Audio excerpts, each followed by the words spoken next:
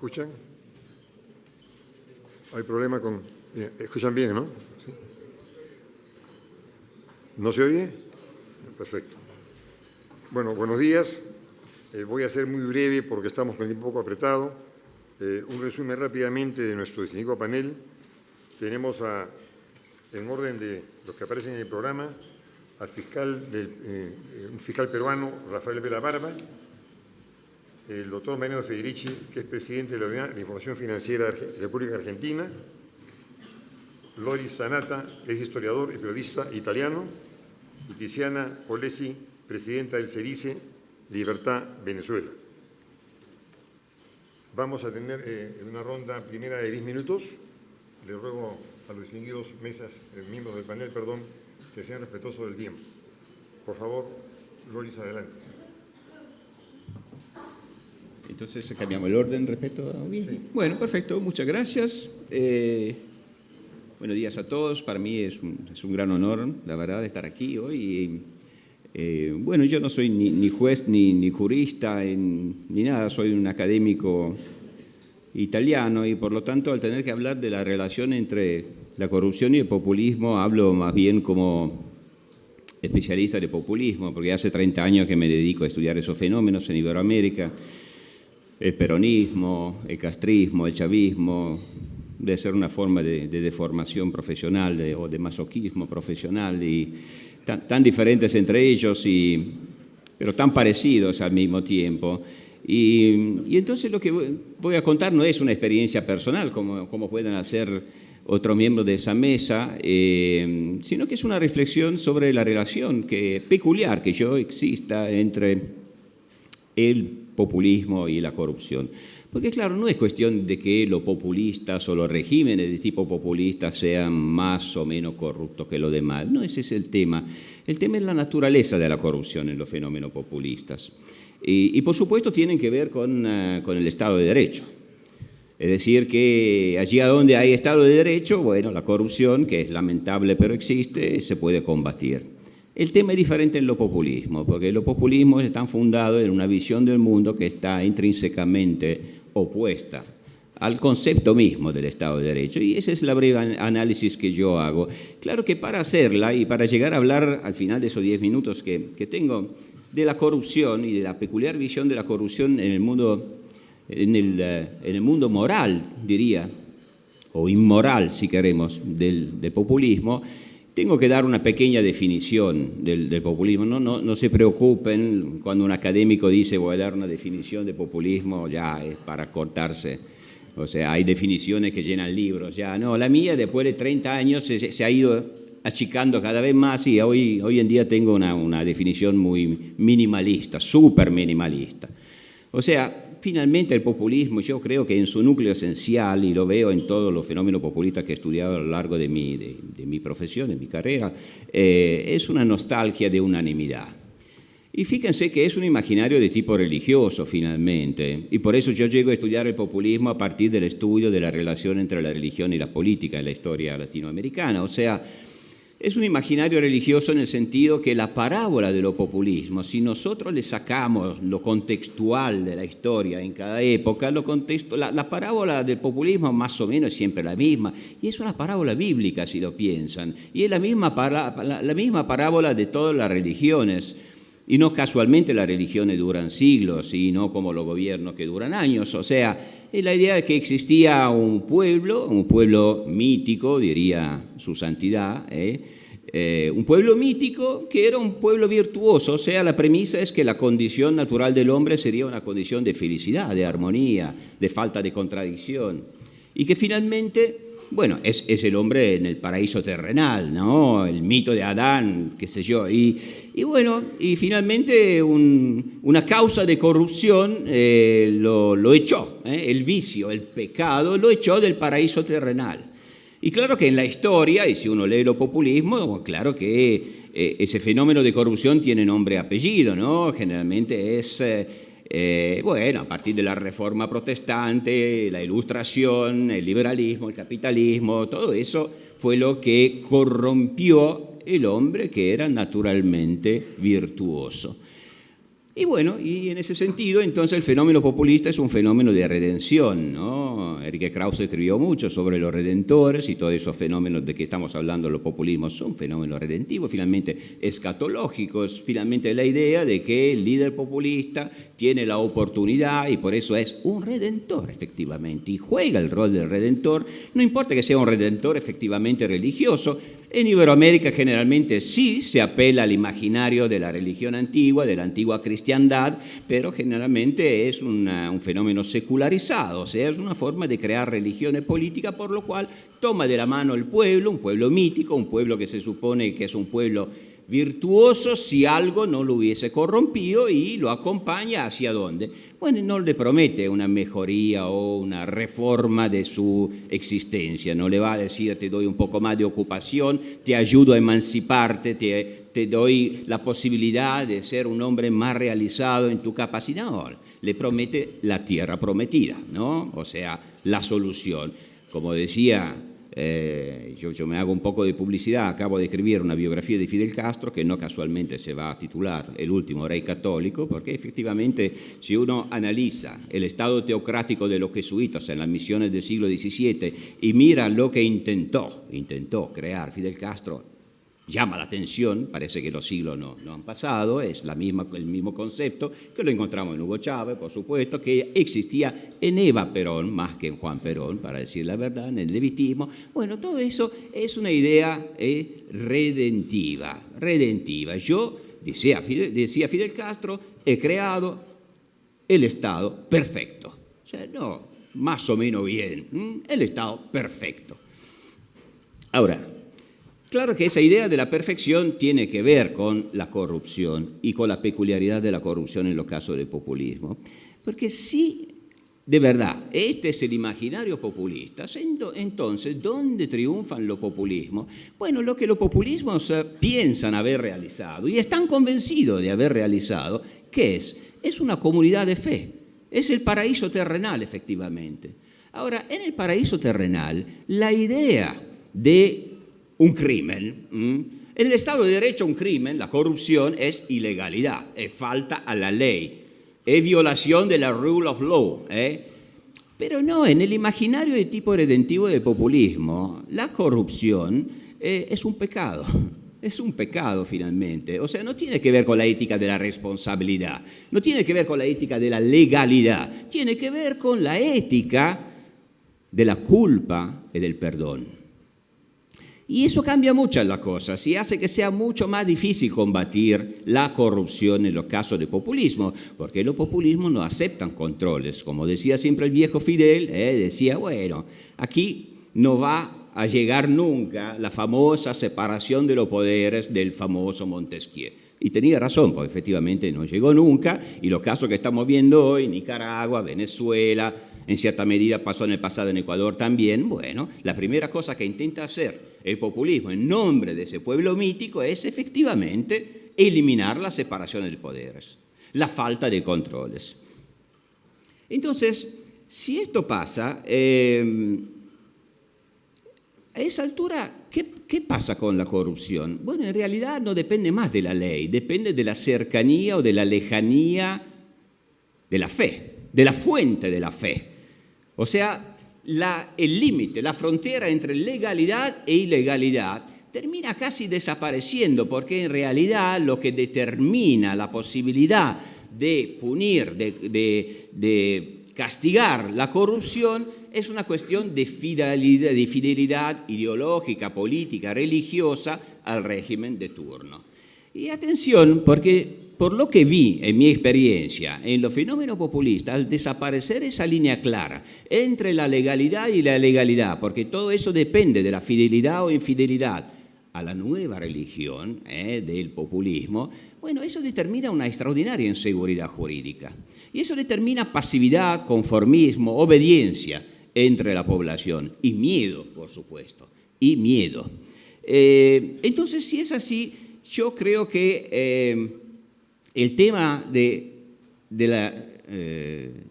la corrupción en los regímenes populistas no se da de la forma en que se da en los fenómenos digamos, de democracias frágiles, mal institucionalizadas.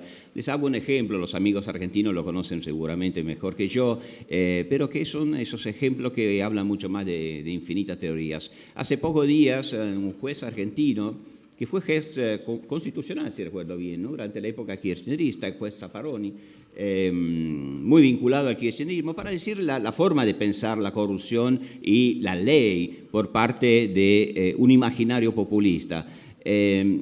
Declaró que, bueno, finalmente toda sentencia es una sentencia política. Y siguió con una actitud muy militante, ¿no? Y sigue la lucha, dijo, con la idea de volver al poder y aplicar esa curiosa teoría, efectivamente, de la justicia, ¿no? Y bueno, imagínense usted, si voy terminando, soy el final. Imagínense ustedes sentarse frente a un juez que tiene esa idea de la justicia, es como estar sentado frente a Torquemada mismo, o sea, no hay manera de zafar. Ahora, lo peor es que esa sentencia, el juez la dijo en el Vaticano, en una reunión convocada por Papa Francisco, y apareció en todas las fotos del mundo, en todos los diarios del mundo, abrazado con el Papa Francisco, después de haber dicho una bestialidad como esa.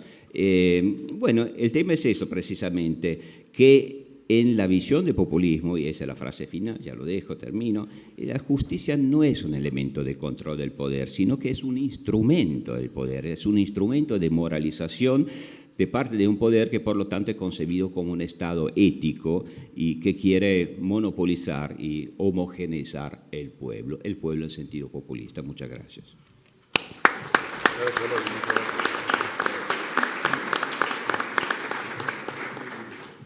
Tiziana, por favor. Buenos días. Realmente es un compromiso muy grande ser de todos los invitados la única venezolana cuando Venezuela ha sido el tema y la palabra más repetida desde esta mañana. Es un compromiso muy grande. Agradezco muchísimo a don Mario por esta invitación, a Gerardo, quien realmente nos permite, por lo menos a quienes estamos viviendo en Venezuela, venir a contarles por lo menos de primera mano algunas cosas. No voy a contarlo todo porque en el primer panel hicieron un resumen brillante de lo que estamos viviendo, pero definitivamente es distinto estarlo viviendo en primera persona. No es fácil, además, ver caras aquí, ver personas que están, además, padeciendo el exilio, están padeciendo el tener que estar aquí cuando no es su voluntad, son compatriotas, además son amigos. Y duele mucho tener que verlos acá, pero agradecemos a España que los haya recibido. Me han colocado en este panel y es evidente que Venezuela es el mejor ejemplo de populismo y corrupción.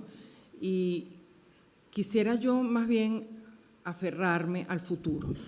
Digo aferrarme al futuro porque vivir en Venezuela en este momento, si no nos aferramos al futuro, morimos. Y yo no tengo ninguna intención de morir pronto. Y si muero, quiero hacerlo habiendo defendido la libertad hasta el último día. No es fácil estar siendo víctima y además viviendo en primera persona la devastación, porque aquí han hablado que es un gobierno, que es una tiranía, que no, es una devastación. Nosotros somos víctimas de una devastación y que no es ni por asomo producto de la incapacidad de gobernar, que la ha habido, o de la incompetencia de los chavistas, que la tienen, sino de un sistema, de un proceso que ha sido diseñado para destruir todo aquello que impidiera que una casta que en condiciones normales no hubiera llegado nunca a gobernar, no solo lo lograra, sino se anclara en el poder. Eso hay que tenerlo claro porque definitivamente nos pudiera llevar a engaños pensar que la solución es únicamente política y que lo podemos hacer solos además. Es imposible hacerlo solos, creo que eso lo tenemos muy claro. Lo que estamos viviendo los venezolanos en materia de salud, en materia de libertades en general, en materia de alimentación, todo lo que se diga es poco. Cuando quienes tenemos empresas en Venezuela tenemos que procurarle la alimentación completa a los trabajadores porque si no, no la tendrían. Quienes tenemos empresas y tenemos que lidiar con lo que significa la corrupción hoy en día en nuestro país, que cada firma en un oficio está costando cerca de $250, cada firma. para un oficio cualquiera, un permiso, cualquier cosa que necesitemos, todo por supuesto tiene que ser pagado en dólares. Cuando nuestros trabajadores además son víctimas de acosos en los sitios donde viven, donde no tienen posibilidad ni siquiera de comprar medicamentos mínimos y básicos. Y ese es el drama que estamos viviendo, ese es el drama llevado además a dimensiones que no me alcanzarían los 10 minutos para poder explicarlo. Pero quiero hablar de futuro. ¿Qué estamos haciendo? Instituciones como la nuestra, como se dice, está participando activamente en pensar en ese futuro. Esta mañana dijeron claramente que el liderazgo del presidente Guaidó es compartido por todos nosotros y eso yo lo ratifico estando en Venezuela. Probablemente no es fácil saberlo porque el cerco comunicacional que existe en Venezuela no tiene dimensiones conocidas en el mundo y solo nos salvamos gracias a algunos medios independientes, algunos periodistas independientes que además utilizan las redes sociales que en los últimos 8 días la situación ha empeorado considerablemente porque no tenemos internet, digamos, de manera regular. Es conveniente que se sepa que también el país completo vive de las 40 horas laborables semanales, solo puede realmente trabajar la mitad del país en promedio, porque no hay ni electricidad en la mayor parte de las ciudades que no son Caracas y, por supuesto, tampoco hay el servicio de Internet. Entonces, saber y conocer lo que es el liderazgo de Guaidó también es complicado, pero quienes lo vivimos en primera persona sabemos que ese liderazgo existe y que es eso de lo que los venezolanos nos queremos de alguna manera aferrar, porque no es simplemente un liderazgo, es la forma como Guaidó y su grupo de personas han logrado unificar. Es verdad que está separada la oposición, pero debemos admitir que desde enero hay un replanteamiento, hay un acercamiento de las diferentes fuerzas políticas de la oposición que no estaba y no veíamos los venezolanos antes. Entonces, ¿qué estamos haciendo nosotros? Acercándonos a todas esas personas, porque todas esas personas, mientras viven el drama que estamos viviendo nosotros, todas esas personas estamos trabajando por diseñar un plan de país que nos saque de esto, que nos logre reposicionar en donde estábamos hace muchos años, en un lugar, por lo menos en el mapa, en el mundo, porque en este momento ni siquiera estamos en el mapa. Hay muchas personas que están trabajando en esto, nosotros estamos empeñados en justamente construir las bases para que ese país sea posible, para que tengamos un país en libertad y con oportunidades para todos. Hay mesas de trabajo de todos los sectores, del sector económico, del social, de comunicaciones, hay mesas que trabajan activamente todos los días, porque estamos nosotros, mientras nos sentimos secuestrados, estamos pensando en el día que vamos a ser liberados y queremos estar preparados para que ese día nosotros podamos reconstruir el país y reconstruirlo en libertad. Muchísimas gracias.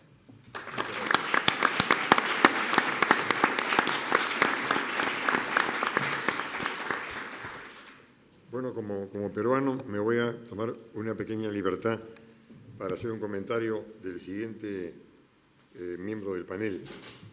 El doctor Vela, como lo explicó Pedro Cateriano en el panel anterior, está dirigiendo un grupo muy delicado de trabajo en el país sobre esa maraña de la corrupción. Doctor Vela, adelante, por favor. Muchas gracias. Muy buenos días. En principio, agradecer a la Fundación Internacional por la Libertad y reconocer a partir del presidente de su directorio, al ilustre peruano don Mario Vargas Llosa, por la invitación y la deferencia que ha tenido de permitirme dirigir unas reflexiones orientadas en principio desde la perspectiva de una persona que no es política, sino que cumple un trabajo estrictamente técnico.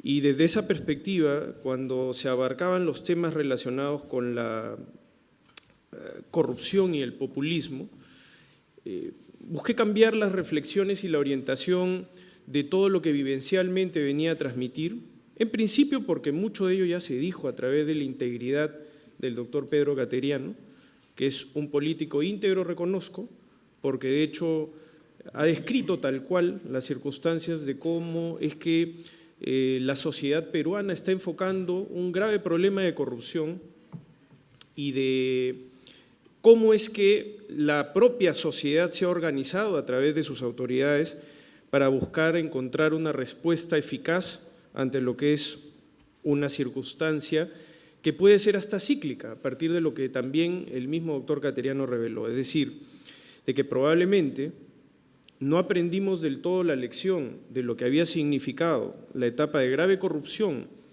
del gobierno del expresidente Alberto Fujimori para entrar a lo que determina ahora los procedimientos que me toca liderar en conjuntamente con un grupo de fiscales. Debo hacer dos preguntas para poder contestar esa reflexión. La primera es que si el combate a la corrupción es responsable del surgimiento del populismo político. Mi primera respuesta debe ser categórica en ese aspecto. Desde el punto de vista técnico, de ninguna manera eso puede ser admisible. Porque nosotros hacemos un trabajo técnico que, dicho de otra forma, representaría que la cura termina siendo peor que la enfermedad. Porque nosotros hacemos un trabajo técnico de buscar criminalizar, de buscar responder ante una expectativa de proscripción de impunidad de la sociedad, y como tal, las circunstancias de cómo la propia sociedad se reorganiza en términos de ocupar espacios políticos es algo que a nosotros no nos compete. Y voy a tratar de ser lo más objetivo posible en el entendimiento de cómo se trabaja cuando surgen graves casos como los que eventualmente en mi país hemos venido combatiendo activamente. Y es que las noticias, las informaciones, toda la capacidad del trabajo proactivo de los fiscales tiene que ver en este caso en particular no con sectores políticos, porque, puedo decirlo desafortunadamente, en mi país están criminalizados políticos de izquierda, de derecha y de centro, políticos que han tenido la aspiración de ser presidentes constitucionales de la República, gobernadores regionales, gobernadores de grandes ciudades como es la ciudad de Lima, que es casi una ciudad-estado, en donde hay más de alrededor de 12 a 13 millones de habitantes, con todo lo que eso implica. Bueno, todas esas autoridades sucumbieron a la corrupción, por lo menos de manera presunta, lo que origina y genera la necesidad de que sean objeto de investigación. Negarnos a la realidad significa más bien abdicar de lo que son nuestras funciones como componentes de la sociedad. Y como tal hemos decidido más bien enfrentar el status quo con todo lo que ello representa. Enfrentar el status quo implica de que con escasos recursos tenemos que enfrentar, reitero, todo lo que el dinero puede pagar. No solamente orientado a lo que son las defensas técnicas, porque nosotros enfrentamos a los mejores abogados del país, y esto no es una cuestión de ética profesional, porque los abogados tienen todo el derecho de defender a quien los contrata, sino de que estamos en la necesidad de que el reto mediante el cual tengamos que poner en un estricto balance los derechos de los investigados con la proscripción de la impunidad, tiene que ser una respuesta efectiva que la sociedad también acompañe. Y en ese contexto, hay una serie de sinergias que se han venido planteando que nos han acompañado. El periodismo de investigación ha tenido un rol activo. De hecho, muchas de las informaciones que nosotros hemos utilizado como puntos de partida surgen precisamente del activismo propio, de la integración propia de los procesos de esta naturaleza, en donde el periodismo de investigación se ha insertado dentro de ese esfuerzo. Y en un esfuerzo en donde la democracia permite tener una libertad de expresión y de información conforme se ha venido sosteniendo durante todo el desarrollo de este foro, en lo cual yo también convengo. Que de cualquier modo, la posibilidad de convivir en un Estado constitucional de derecho nos permite que nuestro trabajo esté sometido a la garantía de la ley también, a la garantía de la judicialidad. Los fiscales, los jueces en general, somos funcionarios públicos. Tenemos virtudes, tenemos defectos, no somos superhéroes, no somos ciudadanos diferentes, cumplimos un trabajo estrictamente en función de lo que la ley nos determina. Y como tal podemos equivocarnos, estamos siempre tratando de mejorar nuestros procesos internos, pero siempre orientados a la búsqueda de lo que hay que tener por convicción y claridad, que no obstante las enormes presiones que puedan existir en materia política, en materia incluso de lo que es enfrentar el poder económico, tenemos que tener claramente la perseverancia y la voluntad de hacer nuestro trabajo de manera inquebrantable. Y al tratar de establecer algunas ideas sobre ello, el término de judicialización de la política es algo que también debemos desde la parte técnica rechazar, porque nosotros no estamos judicializando la política. Nosotros criminalizamos a políticos que presuntamente han cometido actos de corrupción y de lavado de activos, sometidos a la ley, sometidos a las garantías de la constitucionalidad. Estas coaliciones son muy difíciles de enfrentar, porque en mi país no solamente estamos hablando de la posibilidad de que la política haya sido transversalmente ocupada por graves cargos de corrupción y de lavado de activos, sino que adicionalmente también en los cargos de corrupción ahora se ha develado que han participado sectores muy importantes del empresariado. Y eso es parte del status quo que ahora está tratando también de defenderse, pero a la vez que está tratando de defenderse también hay un reconocimiento a lo que ya no tiene marcha atrás. Y ahí es donde se insertan dos condiciones que también el doctor Cateriano ha descrito previamente, que son las herramientas jurídicas con las que contamos ahora para poder hacer nuestro trabajo. La colaboración eficaz ha sido una herramienta sumamente valiosa. Desde el punto de vista objetivo, ahora ya acabamos de cerrar el primer acuerdo corporativo con la empresa Odebrecht, un acuerdo controlado judicialmente, y eso ha generado también que exista una especie de efecto dominó.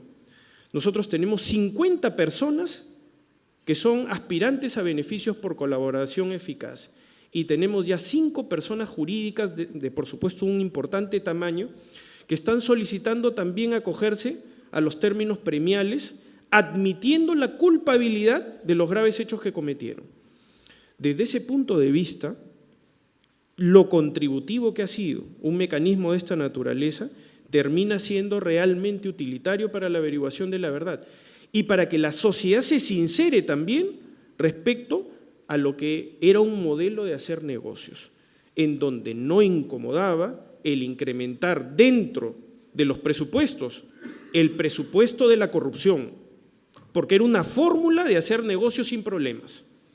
Y entonces ahora encontramos personajes muy notables que están siendo sometidos a la acción de la justicia, que antes eran intocables o que antes no se podía presumir de que pudieran siquiera ser activadas medidas coercitivas contra ellos. Eso, desde el punto de vista social, ha generado también una vigilancia ciudadana que incluye a los jueces y a los fiscales, porque no solamente se trata de que nosotros hagamos nuestro trabajo, sino que lo hagamos con corrección, con decencia, con honestidad y dentro de lo que la ley estipula. No siempre nos dan la razón los jueces. Los jueces también están sometidos a una vigilancia ciudadana. El periodismo de investigación ha hecho de que hayan convergido de alguna manera dos grandes casos en el Perú, el caso Lavajato y el llamado denominado caso Lavajuez, donde una serie de escuchas telefónicas revelaron grave corrupción a nivel de los órganos de administración de justicia fiscal y judicial. Todo esto acompaña ese esfuerzo. Entonces, desde la perspectiva de lo que es el futuro, nosotros tenemos una proyección que no tiene un pronóstico claro, porque tampoco podemos necesariamente definir cómo es que esto va a terminar. Pero sí sabemos que debemos perseverar de forma inclaudicable en lo que ya iniciamos y en lo que hemos comenzado. Y esto, desde el punto de vista del acompañamiento social, de la licencia social que todo servicio de administración de justicia debe tener, necesariamente nos obliga a tener no solamente un estándar alto de respeto de todas las garantías que en un Estado constitucional de derecho se deben materializar, sino también desde el punto de vista de lo que deben ser la proscripción de graves cargos de esta naturaleza. Concluyo diciendo de que la proscripción de impunidad debe ser también un elemento interesante dentro del análisis político, porque no se trata solamente de que el cambio social de la economía provenga de estos fenómenos que pueden ser cíclicos, sino de entender de que si bien es cierto la corrupción forma parte de toda sociedad, todos tenemos que luchar para que incluso nuestras legislaciones mantengan la flexibilidad suficiente de no darle un milímetro respecto a lo que debe ser encarado desde el punto de vista absolutamente consolidado desde todos los estamentos de la sociedad civil. Muchas gracias.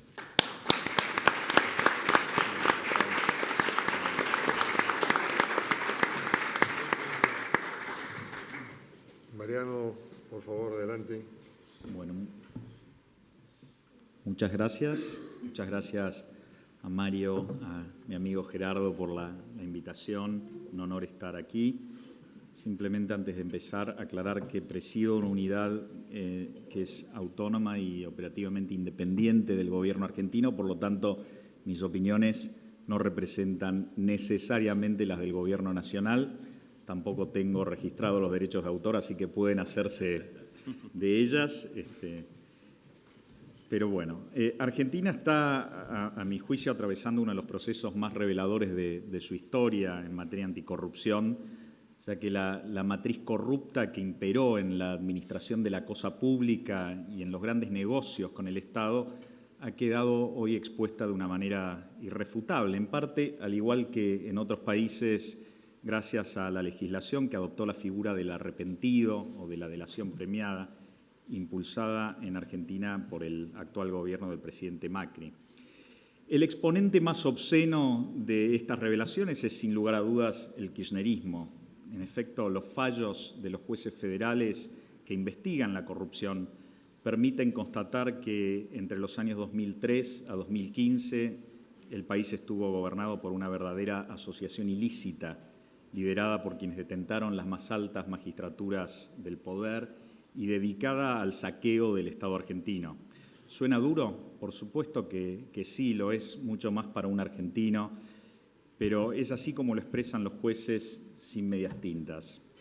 La expresidenta Cristina Fernández se encuentra procesada en 14 causas penales por delitos varios como administración fraudulenta en perjuicio de la administración pública, asociación ilícita, lavado de activos, cohecho, abuso de autoridad, traición a la patria y hasta robo de documentos históricos, ya que en uno de los allanamientos a su domicilio se encontró el original, entre otros documentos, el original de una carta de San Martín a O'Higgins, sustraída del Archivo General de la Nación. Además, tiene 7 pedidos de detención, los cuales no han podido hacerse efectivos únicamente porque la misma goza de fueros parlamentarios y el Senado de la Nación se ha negado a tratar su desafuero en ausencia de una condena firme, con interpretaciones debatibles sobre la ley de fueros. El caso de Cristina no es el único. Su ex vicepresidente, Amado Boudou, ha sido condenado y ya se encuentra en prisión por haberse querido quedar con la fábrica de hacer billetes en Argentina. El examen de las causas nos permite constatar que la corrupción fue realmente de tipo estructural, sistémica, y atravesó prácticamente todas las políticas de Estado, la de obra pública, la del transporte, la energética, la de acción social, la de los derechos humanos, pero incluso políticas como las del deporte y la cultura, entre otras. Para cada una de las políticas públicas importantes del gobierno existe al menos una causa penal que explica el aprovechamiento de la misma para fines personales. Como todo régimen populista, el kirchnerismo concibió el ejercicio del poder como un derecho propio, rechazando la alternancia y persiguiendo la permanencia indefinida. Y fueron las reservas morales, creo yo, de la sociedad argentina las que impidieron en 2015 que ello se concretara y que el país se convirtiera, con el perdón, en una Venezuela más, ya que, sin lugar a dudas, hacia ese lugar nos encaminaban. Mientras ejercieron el poder, fueron por todo, como ellos se prometieron mutuamente, y lograron francamente quedarse con bastante. En el camino, sin embargo, se encontraron con claros desafíos impuestos por la propia República y la Constitución argentina, que es de corte netamente liberal, con controles y contrapesos al poder, sin duda fuerte, que Alberdi concibió para el presidente. Es por eso que ellos los populistas aborrecen la República y las constituciones liberales, y es por eso que hoy hablan en nuestro país de la necesidad de una reforma de la Constitución donde el Poder Judicial se convierta en un servicio a la ciudadanía. Como decía Loris, creo que ellos reconocen únicamente en las mayorías populares, sometido al control de un Ejecutivo aún más fuerte. De más está decir que de concretarse este experimento, creo que experimentaríamos los argentinos la muerte del Poder Judicial como garante final de nuestra Constitución. Todo mecanismo o institución que ejerza algún viso de control genera pánico en la concepción populista. Desprecian los controles internos y la autonomía de los organismos modernos de control. Rechazan también el control internacional, la estandarización de conductas y las revisiones externas independientes que en el mundo globalizado en el que vivimos ejercen también una capa de control adicional, restringiendo el ejercicio arbitrario del poder. Por eso es que Néstor Kirchner echó de la escena en su momento al FMI y sustituyó la fuente de financiamiento barato que el FMI aportaba por un pacto financiero corrupto y descomunalmente más caro con el chavismo. Los populismos fustigan los conceptos de Estado de Derecho y de seguridad jurídica. Miren, el exministro de Economía de los Kirchner, que es actual candidato a gobernador de la provincia de Buenos Aires, el señor Axel Kicillof, en el Congreso de la Nación, llegó al extremo de referirse a la seguridad jurídica como, entre comillas, un concepto horrible, pergeniado por la comunidad de negocios que no debiera inquietar demasiado a los hombres de gobierno. A la luz de los acontecimientos, creo que se entiende por qué rechazan el concepto liberal de imperio de la ley por sobre el de la voluntad del hombre. Es porque la ley exige razonabilidad y restringe el manejo arbitrario de la cosa pública. La ley impide la posibilidad de vivir de lo ajeno, ideal que el kirchnerismo cultivó y que hoy promueve, aunque condicionándolo a que sea con códigos, según lo expresara recientemente el ex secretario de Comercio Exterior, Guillermo Moreno. Ellos intentaron, pero no llegaron a concretar el sueño de derrumbar la República Liberal.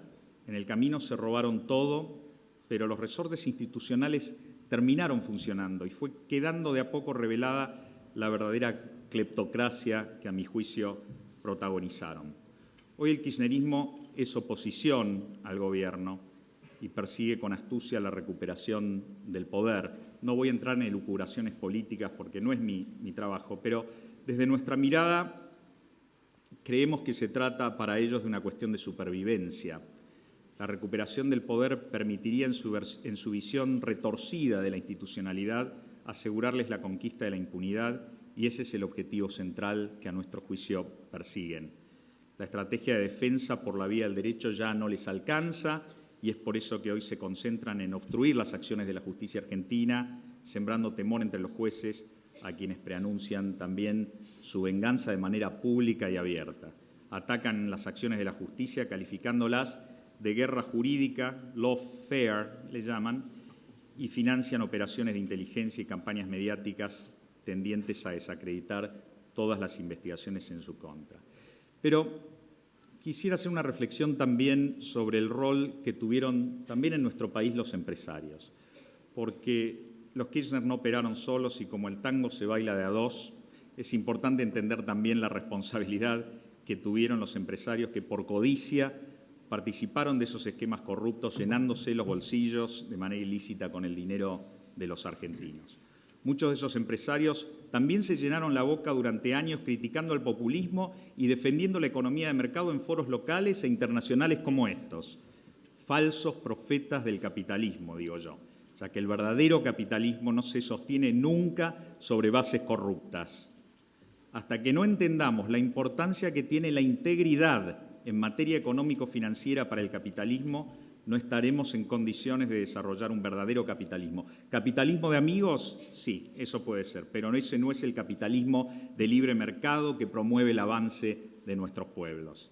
La integridad es un pilar fundamental de la estabilidad macroeconómica, el crecimiento y el desarrollo, y la falta de integridad mina la seguridad jurídica y el Estado de Derecho, pero también altera indefectiblemente las reglas de la sana competencia. ¿Por qué? Porque le permite prosperar a los más corruptos, dejando afuera a los innovadores, a los emprendedores y a todos aquellos que pretendan obtener beneficios fruto de su creatividad y su esfuerzo en el marco de la ley.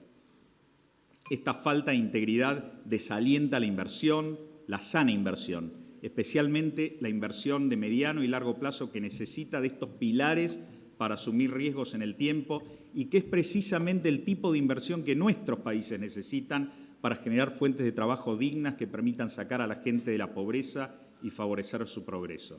Por eso es que entendemos imprescindible nosotros, desde el lugar que ocupamos, afianzar la integridad, contribuyendo a reprimir con todo el rigor de la ley y siempre en el marco de la legalidad todas aquellas conductas que contaminen el orden económico-financiero. Termino diciendo que las revelaciones de las causas penales de las que hablaba al principio, creo yo, han generado una enorme oportunidad para Argentina, una oportunidad de impulsar y consolidar una agenda de reformas que permitan fortalecer la República, fortaleciendo la transparencia y la integridad, los controles y contrapesos y la calidad de nuestras instituciones. Ante la estrategia clara del kirchnerismo y de los populismos de atacar la República, nuestra respuesta debería ser más República, mucha más República. Muchas gracias.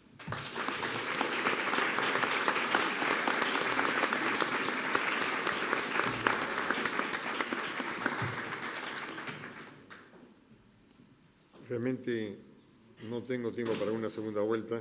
Estamos, quiero volando. Imposible. Bueno, qué lástima, porque realmente me ha tocado moderar un panel de lujo. Me hubiera encantado tener por lo menos unos 15 minutos más con ustedes. Además de agradecerles, quiero dejar un mensaje, si es posible, para el próximo panel, sobre un tema que hubiera querido tratar en este panel, ¿no? Que es el tema del daño que viene haciendo los países nuestros, el tema del narcotráfico y, en el caso de Perú, el tema de la minería ilegal. Y un tema adicional es que, además del tema solidario con Venezuela, también tenemos un interés personal los peruanos en el tema de Venezuela, igual que los colombianos. Porque todos sabemos que Colombia está hoy día infiltrada por el dinero de Maduro, moviendo a los campesinos contra el presidente Duque. Es una venganza casi de tipo personal. Y se sabe también que el próximo país que ellos quisieran que cayese es justamente Perú. Quizás un mensaje para el próximo panel, si lo pueden tratar, porque al fin y al cabo se trata de los grandes desafíos de la democracia en Iberoamérica. Muchísimas gracias. Gracias.